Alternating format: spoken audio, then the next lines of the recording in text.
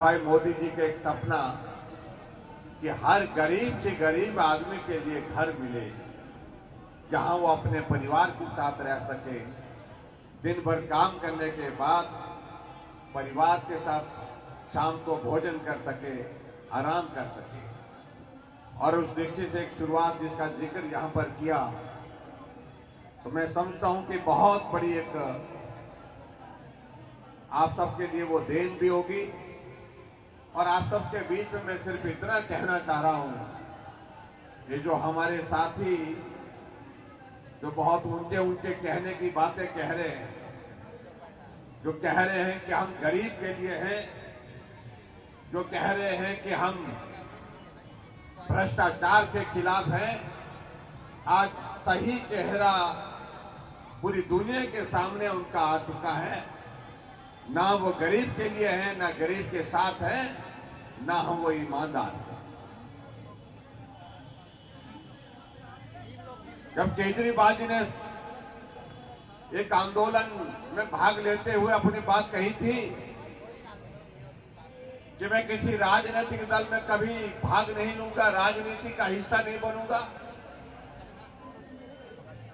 लेकिन उन्होंने अपने मतलब को पूरा करने के लिए, स्वार्थ को पूरा करने के लिए राजनीतिक दल खड़ा किया। और उन्होंने कहा था कि मैं सरकारी सुविधाओं से दूर रहूंगा। मुख्यमंत्री बने, कहा कि मैं बंगला नहीं लूंगा। आज बंगले में आराम से रह रहे हैं। आपके लिए घर है या नहीं है वो उनकी चिंता का विषय नहीं है, लेकिन अपने आप पूरे बड़े बंगले में रह रहे हैं। और ये मैं आपके बीच में कहना चाह रहा हूं, ये कथनी और करनी में अंतर है। कहा कि मैं दफ्तर जाऊंगा लेकिन गाड़ी नहीं लूंगा। और आज बड़ी गाड़ी में जा रहे हैं, काफिले में जा रहे हैं। और कहा था उन्होंने कि मैं अगर मुख्यमंत्री बन गया तो कभी मैं सुरक्षा नहीं लूंगा, जो सुरक्षा के घेरे के अंदर है। यानी कि आज मैं इस बात को आपके बीच में कह रहा हूं कि जितनी झूठी बातें वो कह सकते थे, एक एक चीज पर जो है सारी चीजें स्पष्ट हो गई। वो कहते कुछ है और करते कुछ है। और दूसरी तरफ हमारी पार्टी के हमारे यशस्वी प्रधानमंत्री नरेंद्र भाई मोदी जी का काम करने का तरीका देखिए। जो कहते हैं वो करते हैं, कोई उसमें अंतर नहीं है। ये काम करने की संस्कृति उस पार्टी की और हमारी पार्टी की है, जिसको हमको समझने की जरूरत है। भाई और बहनों, मैं आप सबके बीच में बड़ी लंबी बात कहूं, ये आवश्यक नहीं है, लेकिन मैं एक चीज पूछना चाह रहा हूं।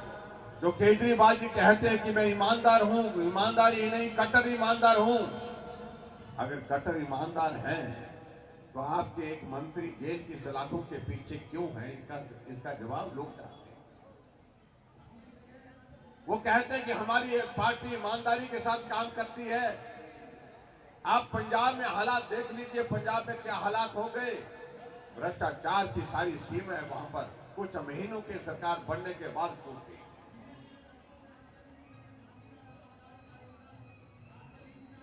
दिन दिहाड़े वहां पर हत्याएं हो रही है। नशे का कारोबार हम सबके लिए चिंता का विषय बन गया। और यही हालत यहां पर दिल्ली में। उन्हें एक मौका कहा कि मुझे एक मौका, एक बार केजरीवाल यही नारा लगाते थे। भाई और बहनों, आप लोगों ने वो मौका दे दिया। और इस मौके देने के पश्चात आज पूरी दिल्ली की जनता इस बात को महसूस कर रही है कि हमने बहुत बड़ी गलती की है और इस गलती को सुधार करने की शुरुआत करनी चाहिए। और मैं आप सबके बीच में ये जरूर कहना चाहता हूं, अगर इस गलती को सुधार करने के लिए अगर शुरुआत करने का अगर अवसर है, तो ये वर्तमान में 4 तारीख को जिस दिन आप कॉरपोरेशन के चुनाव के लिए मतदान करेंगे, ये शुरुआत उस दिन से होनी चाहिए, ताकि ये दिल्ली का विकास हो सके, ये दिल्ली आगे बढ़ सके। ये दिल्ली में जो नरेंद्र भाई मोदी जी अपने दिमाग में बहुत सारी चीजों को जो करने की सोच रखे हुए हैं, उन सारी चीजों को करने की स्थिति में हो पाए, इसके लिए बहुत आवश्यक है कि शुरुआत यहां से करनी चाहिए।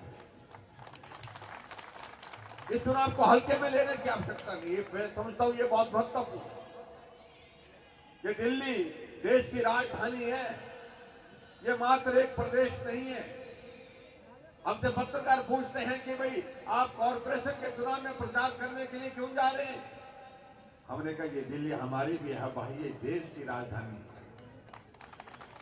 क्या दिल्ली में हमारी इच्छा है कि यहां पर कमल का फूल खिलना चाहिए, या दिल्ली में हमारी इच्छा है यहां नरेंद्र भाई मोदी जी को ताकत मिलनी चाहिए, यहां भारतीय जनता पार्टी की कॉरपोरेशन बननी चाहिए? और हम तो अभी नहीं, आने वाले समय में जब विधानसभा का चुनाव होगा, विधानसभा के चुनाव में भी आएंगे, हम इस बात को सुनिश्चित करेंगे कि दिल्ली में जो भ्रष्टाचार की सारी सीमाएं पार करने वाली उस पार्टी को, केजरीवाल जी की पार्टी को, उसको उखाड़ करके फेंकें। इसके लिए भी हम कोई कसर नहीं करेंगे।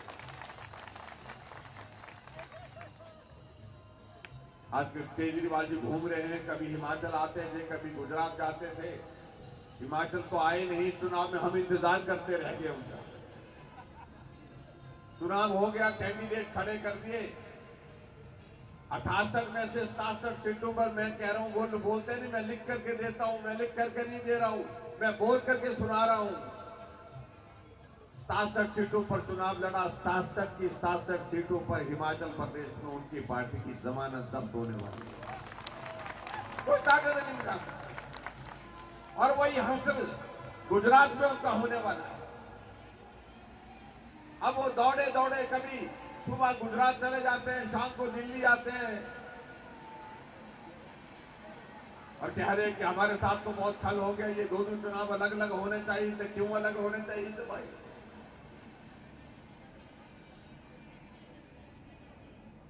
ये दिल्ली का चुनाव भाई और बहनों, मैं समझता हूं कि बहुत आवश्यक है। और मैं आप सबसे सिर्फ इतना ही निवेदन करने के लिए यहां आया। ये पार्टी का कोई भविष्य नहीं है, ना ही इस पार्टी के नेताओं का भविष्य हो सकता है, ना इस पार्टी से देश का भविष्य हो सकता है, ना दिल्ली का भविष्य हो सकता है।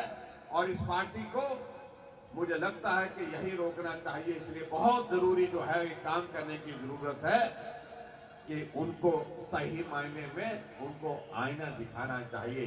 केजरीवाल जी, ये अपनी शक्ल देख लीजिए, जो आप कहते हैं वो आप नहीं हैं। और मैं इस बात को दावे के साथ कह सकता हूं, दिल्ली में अगर सारी व्यवस्थाओं को अगर दुरुस्त करना है तो जवाब एक है, भारतीय जनता पार्टी। दिल्ली को विकास की दिशा में आगे बढ़ाने के लिए अगर काम करना है तो रास्ता एक है, भारतीय जनता पार्टी। और मुझे पूरा भरोसा है उस रास्ते पर आप चलने के लिए कदम बढ़ा चुके हैं और मजबूती के साथ आप आगे बढ़ेंगे। और दिल्ली में भारतीय जनता पार्टी की कॉरपोरेशन बनेगी और फिर दिल्ली में भारतीय जनता पार्टी की प्रदेश में भी सरकार बनेगी। और देश में तो भारतीय जनता पार्टी की सरकार है जो अभी कई दशकों तक चलने वाली है, आदरणीय प्रधानमंत्री नरेंद्र भाई मोदी जी के नेतृत्व में।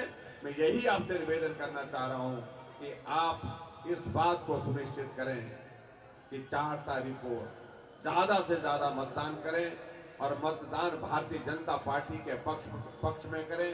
और मतदान बहन स्मिता जी को अपना आशीर्वाद दे करके करें। यही मैं आप सबसे निवेदन करने के लिए आप बीच में आया हूं और आप सब आज के इस कार्यक्रम में यहां पर आए। आप सबका बहुत बहुत धन्यवाद। नमस्कार, जय हिंद।